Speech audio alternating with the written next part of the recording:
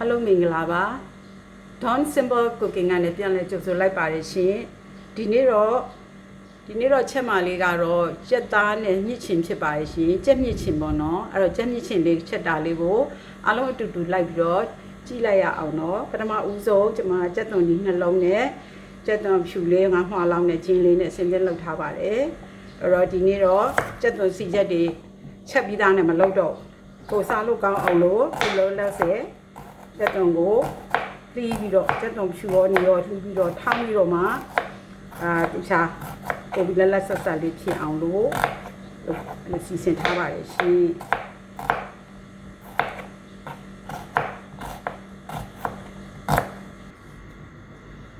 အခုဆိုရင်ကြက်သွန်နီးခြင်းကြက်သွန်ဖြူလေးတွေကို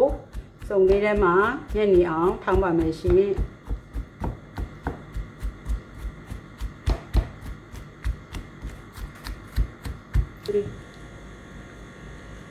ကျက်ရင်ပုံသားလေးစိတ်သားလောက်ပေါ့နော်စိတ်သားလောက်ကိုကျွန်မဆင်းထားပါတယ်ဆက်ပြီးတော့လဲသူ့ကိုတော်လေးညစ်သွားတဲ့အထိပေါ့နော်ကျက်သားလေးကိုတော်ဆင်းပါမယ်ရှင်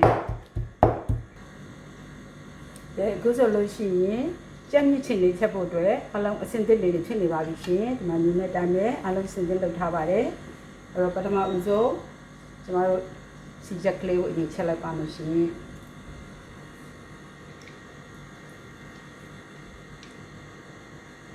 ဒီကလိုင်းခုနကျွန်မ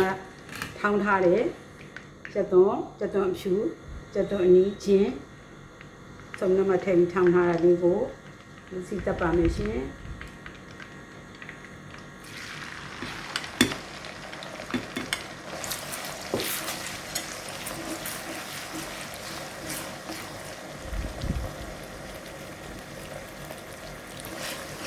ဒီနေ့မုံလေးထည့်ပါမယ်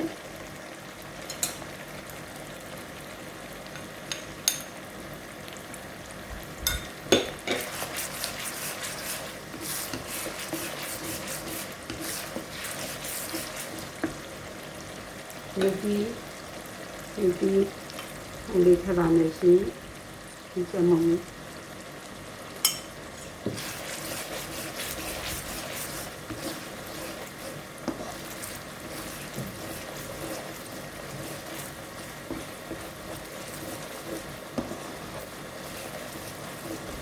စားရင်းနဲ့လေးထပ်ပါမယ်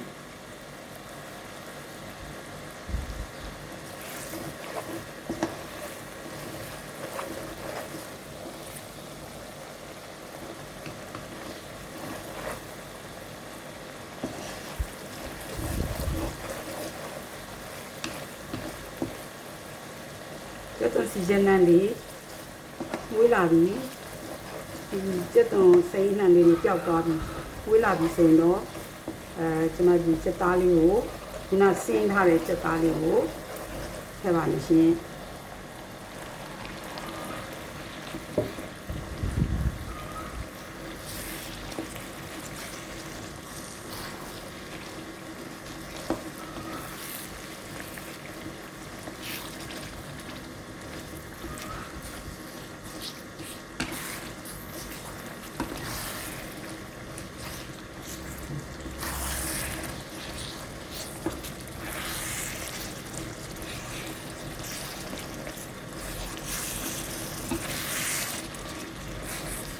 ကျက်သားလေးဘူးအောင်တော့ပေါ့နော်ကျက်သားဆင်းထားတဲ့အတွက်ကြောင့်မလို့အကြာကြီးတော့စောင့်ကြမလို့ပါဘူးရှင်ဒါပေမဲ့လို့ဘူးတော့အောင်လို့ကျမတို့ရေလေးအနည်းငယ်ထည့်ပြီးတော့မှရေလေးထည့်ပြီးတော့မှ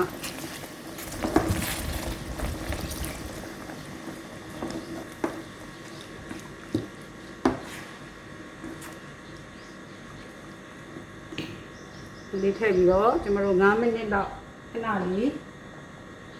အုပ်ထားပြီးတော့ခဏလေးစောင့်ပါမယ်ရှင်9မိနစ်လောက်အခုလောက်ဆိုရင်ကျက်သားလေးကနေလောက်ပါပြီရှင်ကျက်သားလေးကနေပြီးတော့ဒီလိုနဲ့နေရတယ်မွေးရပါပြီရှင်အဲ့ဆိုရင်ဒီချီလေးကိုထည့်ပါမယ်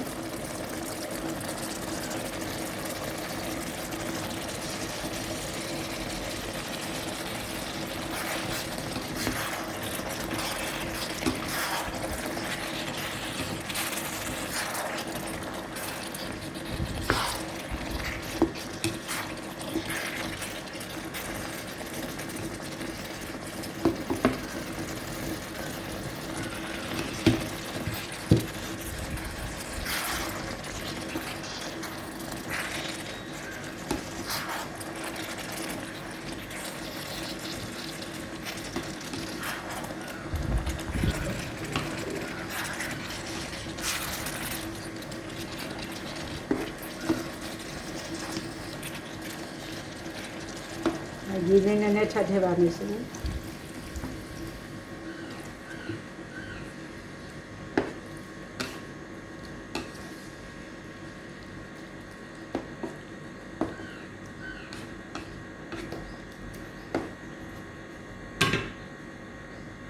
ရေကျွန်တော်တို့ခဏလေး9မိနစ်လောက်ထပ်ဆောက်ပါအောင်မယ်ရှင်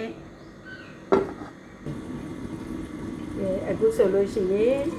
ကြက်မြင့်ချင်လေးကစင်ကြီးစားလို့ရတဲ့အချိန်ကိုရောက်နေပါပြီအရေးလေးနဲ့